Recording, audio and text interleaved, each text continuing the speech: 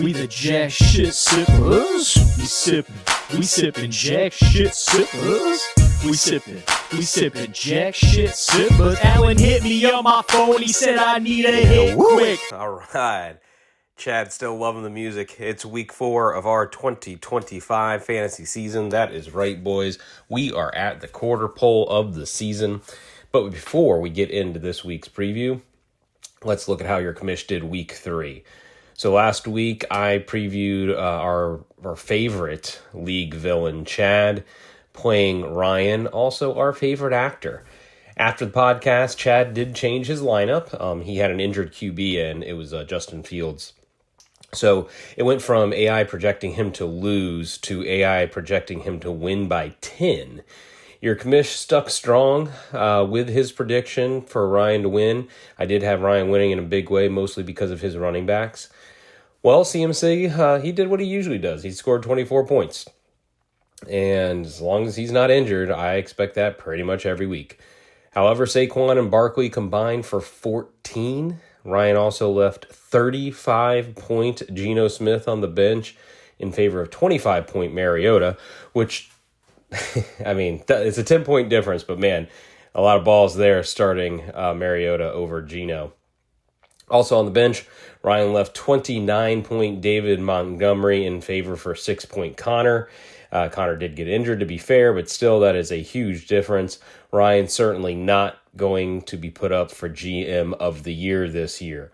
He managed only 131 points, but was that enough to beat our villain Chad, also our highest scoring team in the league? Chad was not dumb enough to leave a Lions running back on the bench. He got 27 points out of Gibbs and another 22 out of Nico. Chad's big issue, though, was not having a backup quarterback on his bench at all. So he was forced to start Ramondre in the superflex spot. Didn't seem like a bad idea, but that dude just continues to fumble himself out of a job. He scored 4 points.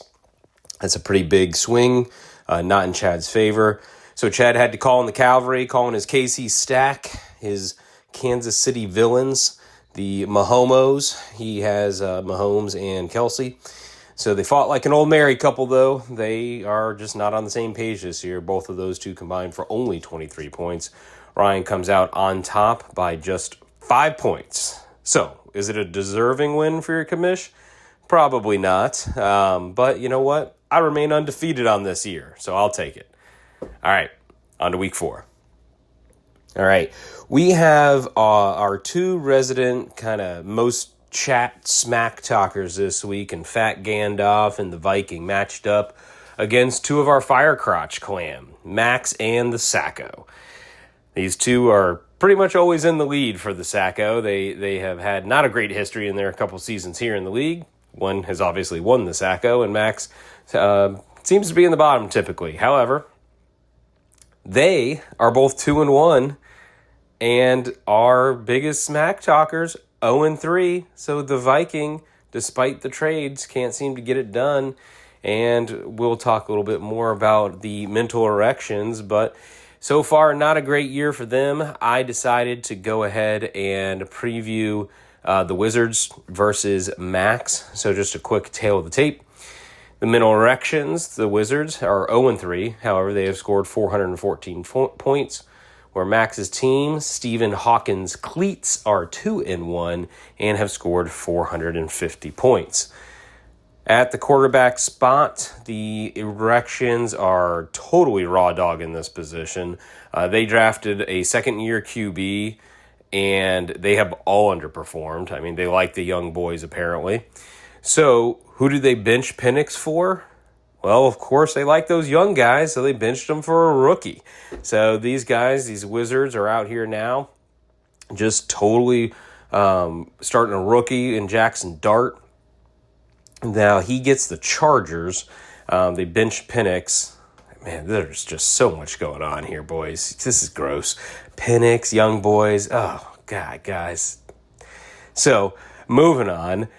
Drake May and Dart, they have pretty decent lineups. Now, Drake while he's not been the best real-life quarterback, he's been a great fantasy quarterback. He is averaging 25 points a game. He runs. He keeps throwing TDs. I mean, he's doing everything you want out of a fantasy quarterback. Maybe not. Maybe Steve's not a fan right now, but he is doing everything you could want for fantasy. He gets Carolina's defense, which technically right now is ranked the number 1 defense. But that is nowhere near where they have actually played. They just happened to blank Penix last week, which does not count for much as he looks terrible. So I'll take May to stay pretty much right where he's at. He's created a good, solid floor for himself. He seems to keep throwing touchdowns. Ramondre seems to not be able to run one in. Travion Henderson can't get on the field. So this offense is running through May. So I give him 25 points, and that's a very solid start pretty much every week, no matter who the defense is. Now on to the rookie Dart, the other young boy. He's a runner. I imagine Dable's game plan this week is just going to be heavy RPOs. I don't know why it would be anything else. He's got to get him going. I think he's going to give him one single direction. Here is your first read. If it is not there, tuck it and run. So is that going to work in real life? Honestly, I doubt it. But is that going to give you an 18 to 20 point floor every week? Yes, it is. So the Chargers, though, they look pretty dang good, despite the fact that the middle erection's fat Gandalf doesn't like him. He looks fantastic, and so does the Chargers offense. Going into the season, when I've said Ladd McConkey would be the 3rd best receiver on this team, no, but he is. And that is just not only surprising, but great. So the Chargers offense is looking so good that their defense is playing usually from a good spot. So can I see that offense on the Charger side kind of getting out to lead and Dart being forced to get out of that RPO and then just totally face planning? Yeah, that's possible. So, some downside here for sure, starting Dart. All right, we're looking at Max's team. Max made a statement at the draft for sure, taking Darnold and Kupp early. He completely hitched his wagon to the Seattle offense. So far, Dart hasn't been bad. He opened up with a terrible 6-point game the first week, but he had back-to-back 22-point weeks, so just kind of solid. Now, is he going to toss 40 touchdowns again? No, that's not happening, or whatever it was, 38. However, Dart has definitely learned who is going to butter his bread, and he butters it with a knife called JSN. He is feeding JSN, and it is working. Against just a very middle-of-the-road Zona defense and a bad Zona offense, I'd say the bidding starts at 230 yards and probably 2 touchdowns for Darnold this week, certainly with potential for more. I think Seattle at heart wants to run the ball. I think Charbonnet's back this week, I think. So with those two, Kenneth Walker and Charbonnet back, I think they can jump out and kind of run. So I don't think Darnold has a huge upside, but I think his floor here is very good. All right, moving on, we have got Max with the star of his team, really, and that's Baker Mayfield. This dude's TD rate, man, it is just unbelievably high.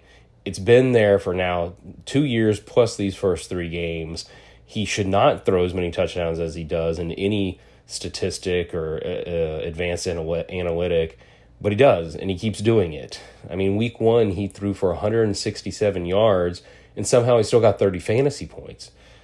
So, hard to count him out. However, the problem, he gets Philly this week. Look, I'm not going to say he gives a dud performance, but I think Max is going to need to consider anything over 20 points completely gravy. So the edge here, without question, goes to Max. Max is going to need to make up some point elsewhere, though, because I think Max is closer to his floor this week rather than his ceiling, and just a lot of risk on the Wizards' side. So I will typically take the floor if I have to pick the position group.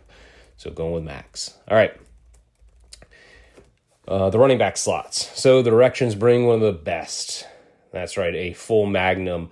They bring Bijan. Bijan is as good as it gets. The other running back they have, though, that's one of the most confusing in Bill.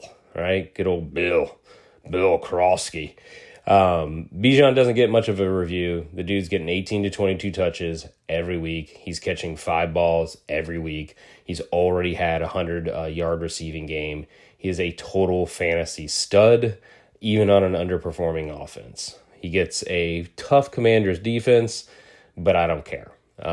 He's going to have 15 to 20 points every week, and he's going to have 30-point upside if he has some multi-TD game, which is possible versus anyone because he runs and catches. So Bijan, total stud.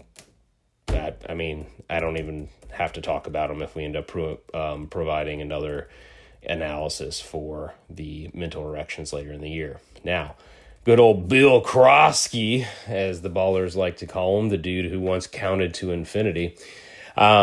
He seemed primed to have a great fantasy run 2 weeks ago, right? Eckler gets hurt. Bill is here. Wrong. They started the Commanders, Chris Rodriguez, over Bill Krosky.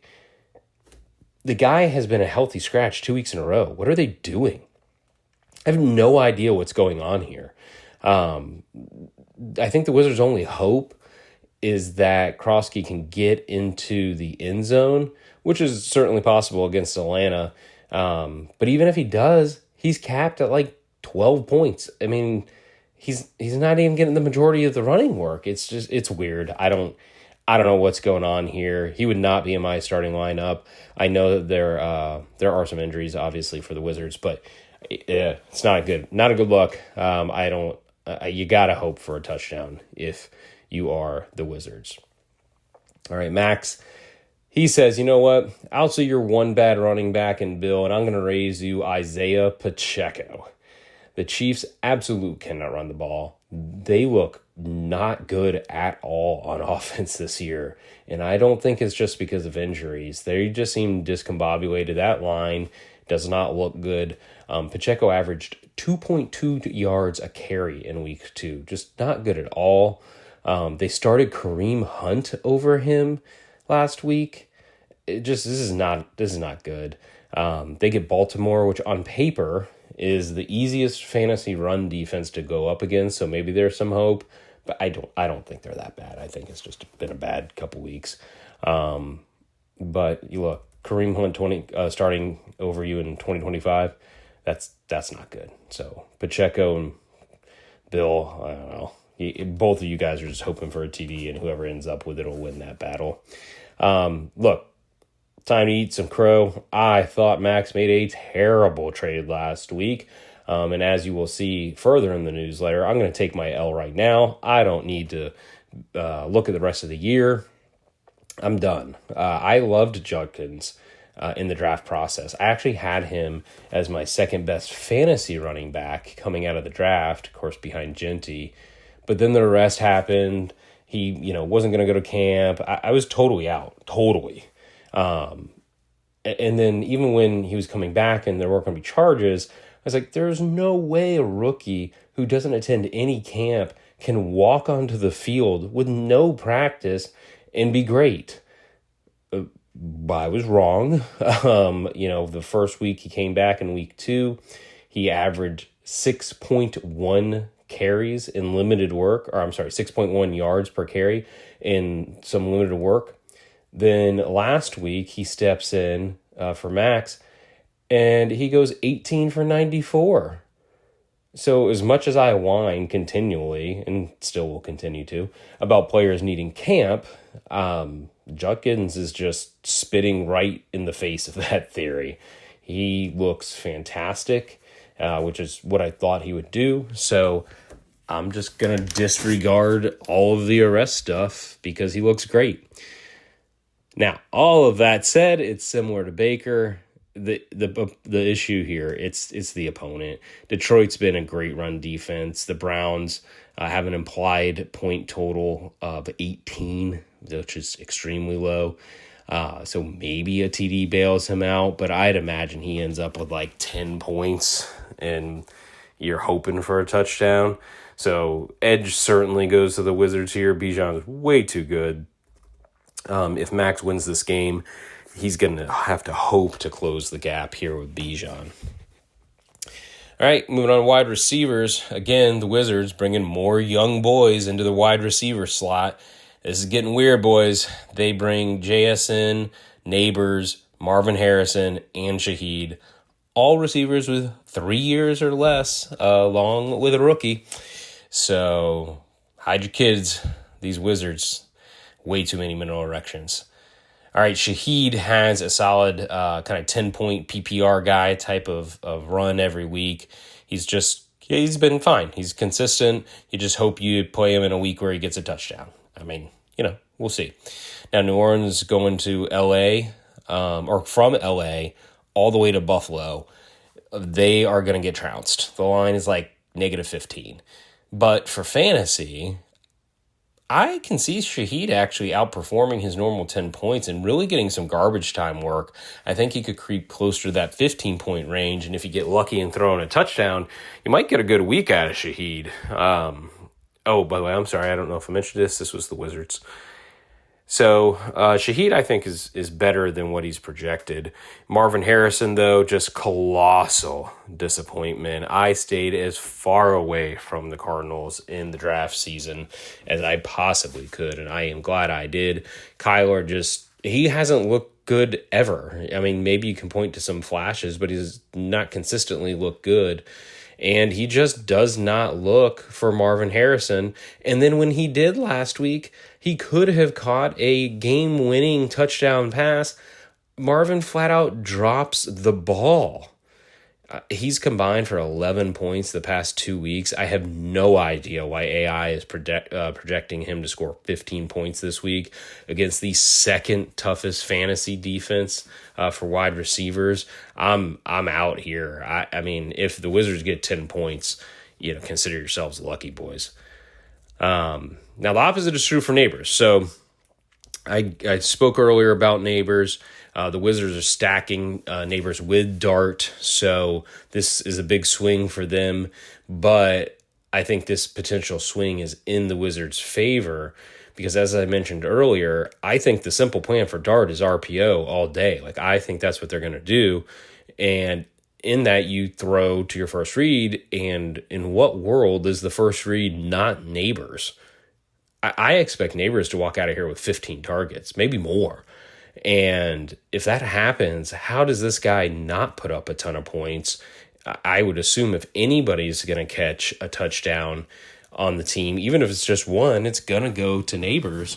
So I like Neighbors for like 20 plus points this week. Like, he would be on my best ball teams if I was playing this week. So I think good things are coming there. Also, I mentioned JSN earlier. Guy's been a total target hog, 10 targets a game.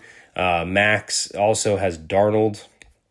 So, it's a big game for these owners to watch. You never start players based on like these matchups, but you do watch games based on these matchups.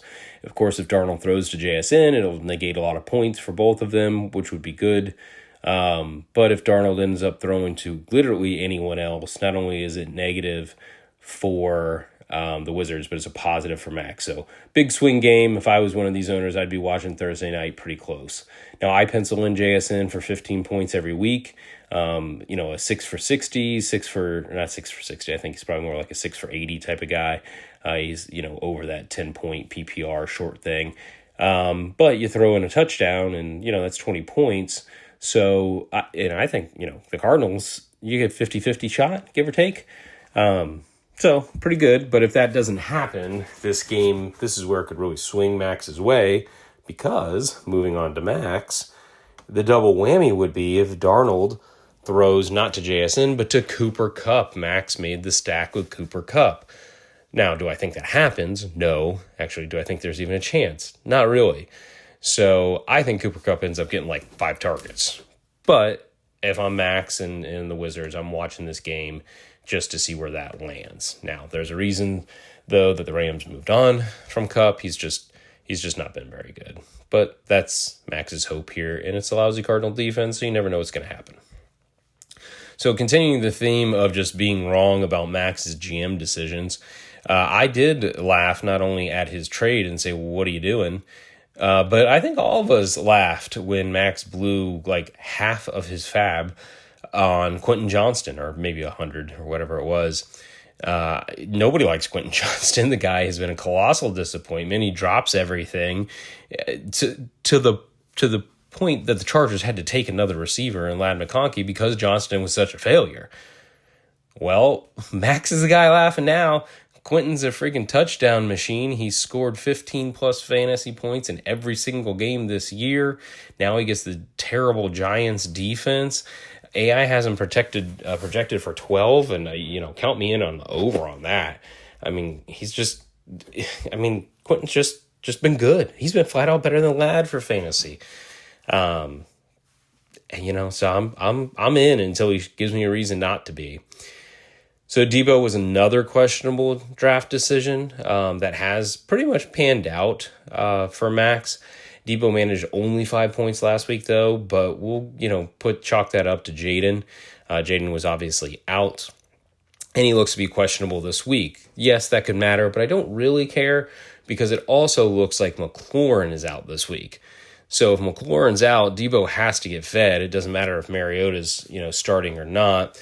And if he gets fed against the Atlanta defense that just gave up 30 points to the Panthers, I'll take that. So, I can't say I'm in on Debo, but I'm in enough on Debo this week. Now, lastly, for Max, we do have his total stud, Puka Nacua. He's at receiver, and the AI is projecting him for 21 points at receiver, not at quarterback. He's projected for more points than, every quarterback outside of 4 this week. He's one of the highest projected point totals on the week. And keep in mind, this is against a very solid Indy defense. So that's just insane. But it's there for a reason.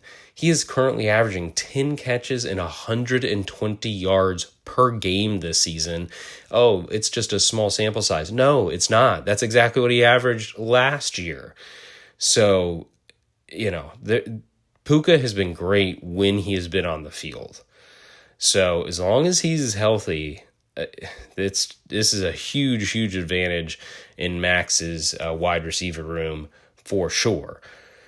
He does not score touchdowns, though, which is the big problem, right? But what if he does? If he does score some touchdowns, those weeks that he scores touchdowns, man, that's a huge deal. So I really want to go Max here because obviously I love Puka, but God, Kupp is such a disadvantage. Max, I don't know why you're starting him. Even though with that thought, Marvin Harrison hasn't been much better. So I don't know. I'll take the Wizards, but obviously I am not. I'm not totally sold. I love Malik Neighbors as much as I love Puka. So I'll just kind of say JSN is the tiebreaker there. All right. Last but not least, this podcast has gone long enough. We are on tight end. You don't need a whole lot of analysis here. It's tight end. It's Laporta and Ertz. Whatever. You guys don't need to hear analysis on this. It's who's going to score the touchdown. Look, Jaden's not playing, so if Jaden's not playing, I'm certainly going with Laporta. If Jada plays, I'll take Ertz. It's pretty much that simple. Whoever's going to score a TD wins, and I give the better quarterback a better edge at getting a touchdown. So we'll see there. So who am I going to pick? Who am I going with? I'm going to take the middle erections to get fully aroused this week. I think the matchups are a big deal here. On paper, honestly, Max, you look good. Your team is solid. You need to find a running back, and a receiver. But your team's solid. You have a lot of good players. It's not that your team is worse, because on paper, I actually like your team better than the Wizards, but it's just the matchups. It's just not a great week. I think the matchups give it to the Wizards. So I usually take the team with the higher floor and 2 rushing quarterbacks along with Bijan. It just gives it to the Wizards. So that is the week 4 preview. Hope you boys enjoyed us. Chad, go ahead. Play that funky music, white boy. We the jack shit sippers. We sippin' jack shit sippers. We sippin' jack shit sippers. Alan hit me on my phone. He said I need a hit quick.